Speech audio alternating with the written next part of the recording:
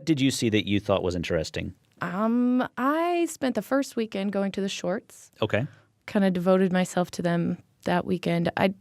Such a rare thing. You don't get a lot of opportunity to see, and there's some really good short films. I guess now with the internet, it's a little more prevalent, but normally, unless say you go to the cinema for something special, you don't even get to see any. Mm-hmm. So I did that. One of them I really loved. It's called Displaced but Not Defeated. It's a film that it's like they just gave the camera to a young girl that's been displaced from her family. So she has the camera the entire time. She's the one asking the questions. She's the one turning it and interviewing herself. And I think that made all the difference. It was, a completely different world. She's from, I believe it's Cambodia. And I mean, one day her family comes in and her mother says, we have to move. And here we go. And, this happens 5 or 6 times. She's had to do this living in, a tiny house with 13 other people.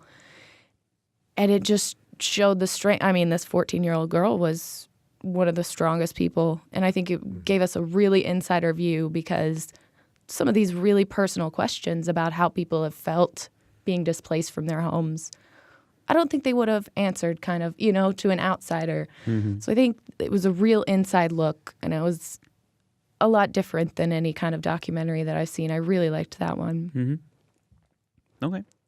I saw one set of shorts. That's it. They were the documentary shorts. Let's just talk about shorts for a little bit.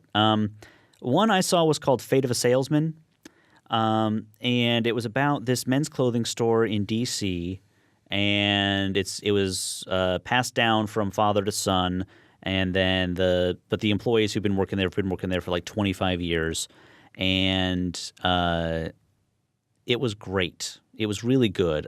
It really kind of talked about just how these guys' stories, just how they got to where they are, how they feel about, being a salesman, what they can do as salesmen. And then, of course, the store's closing because that's what retail stores do. Yeah. It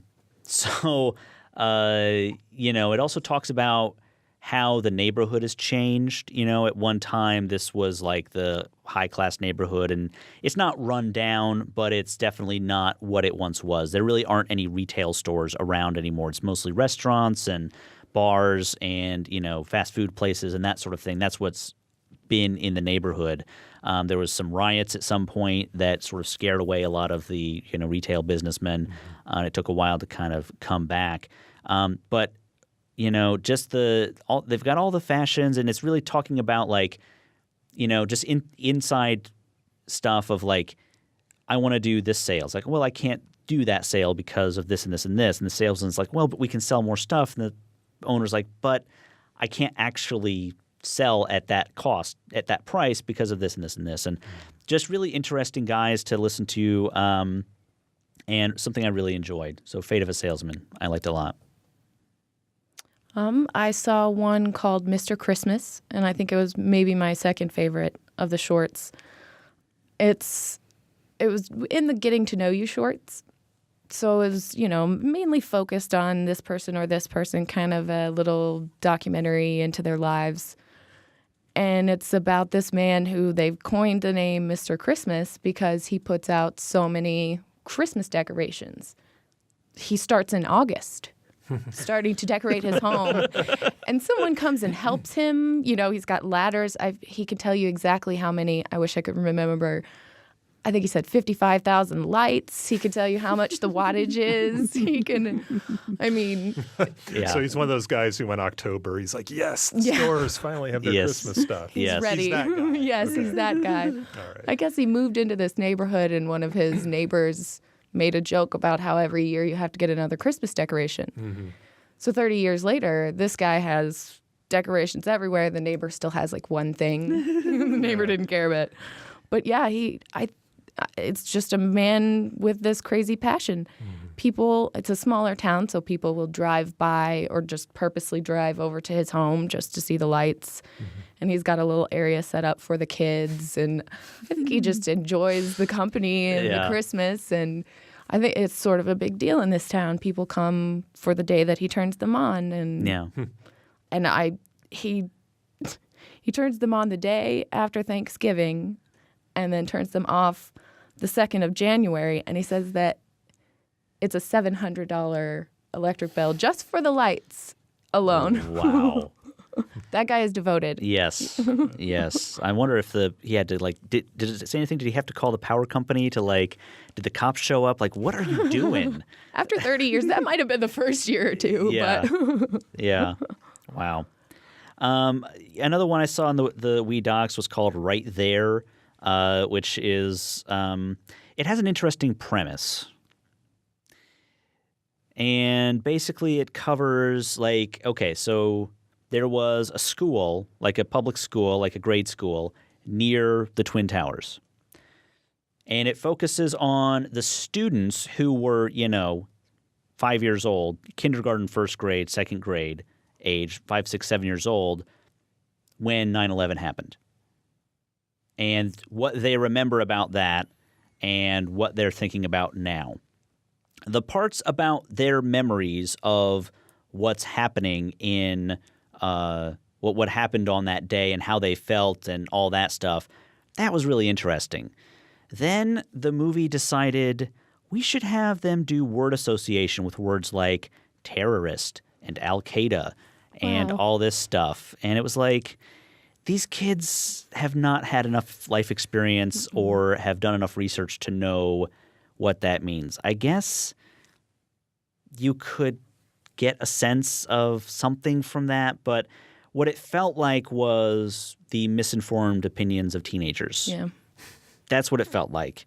So I did not like that one very much at all. Well, I won't say misinformed, lightly informed, So, yeah. And then it sort of talked about, like, what are you going to do with your life? And it's like, they're teenagers. They're going to go to college, or they're going to start a band, or they're going to do – I mean, it was just like, I'm no longer interested in this. It's like I was very interested in the fact that they had these experiences. I want to hear about those experiences. Then the rest of it's kind of not of interest to me. Yeah. So that one was kind of a disappointment.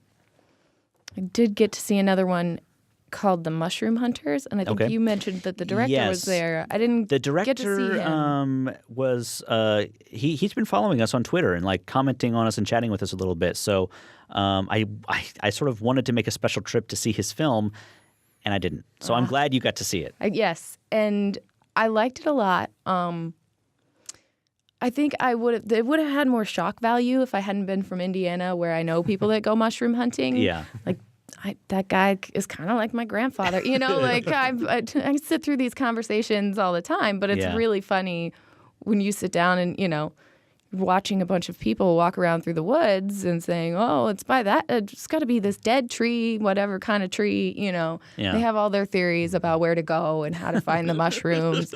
It's all very serious. Yeah. And they travel long distances just to go out in the middle of nowhere to see if they can find a couple of mushrooms, Mm-hmm. And so I think if you were from anywhere else and you say, oh, they're going mushroom hunting, people are going to look at you like you're crazy, you know.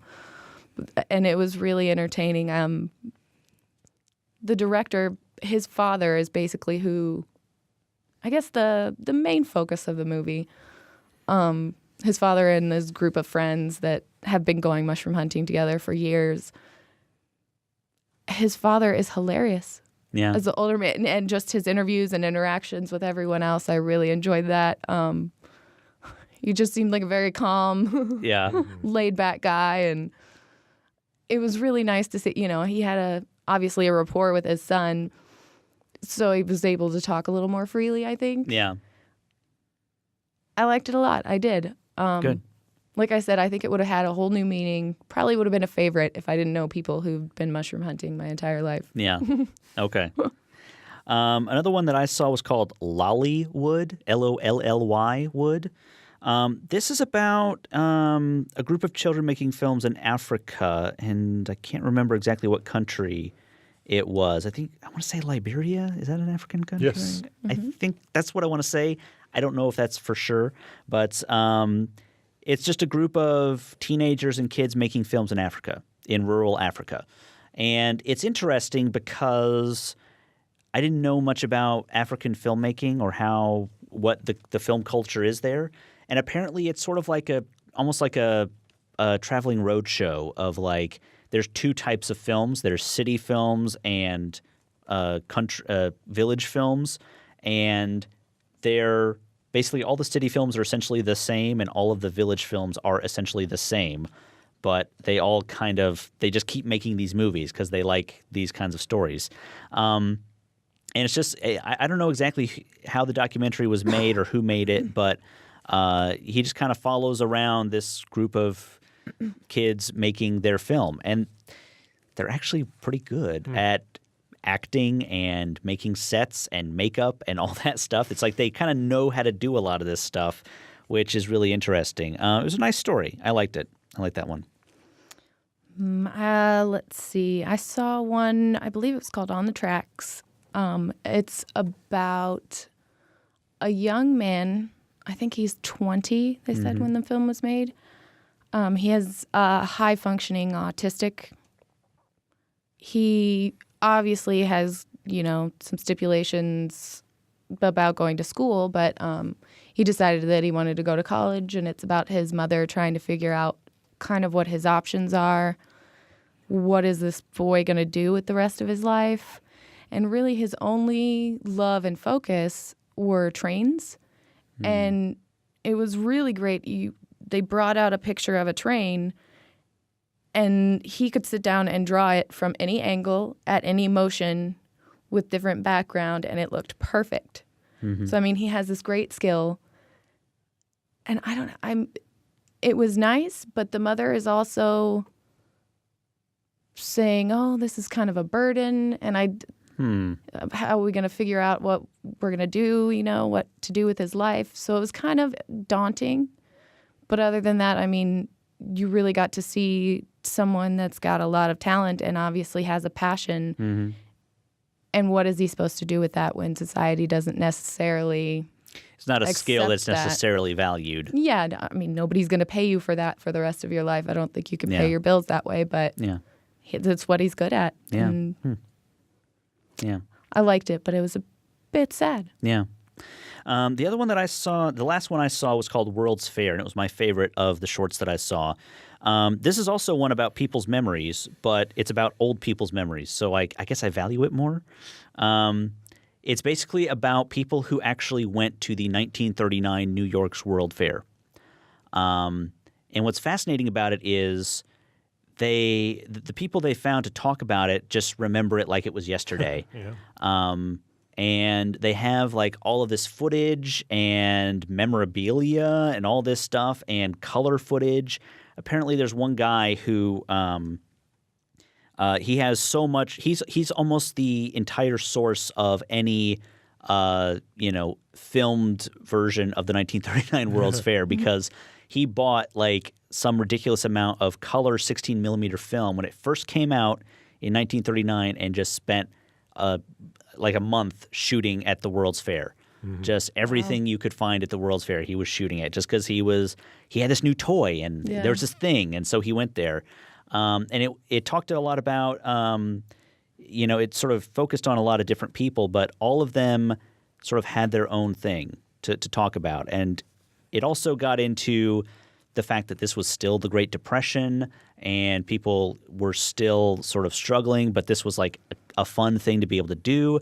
Some people were talking about they went there on a field trip and there was this one little piece of memorabilia that they wanted they didn't get and whatever. And another one is about this guy he must be in his 80s. He might even be older.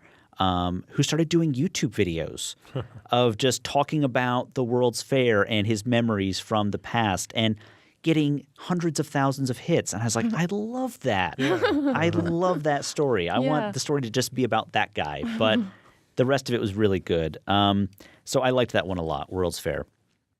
A Place for Film is recorded at WFIU Studios in Bloomington, Indiana.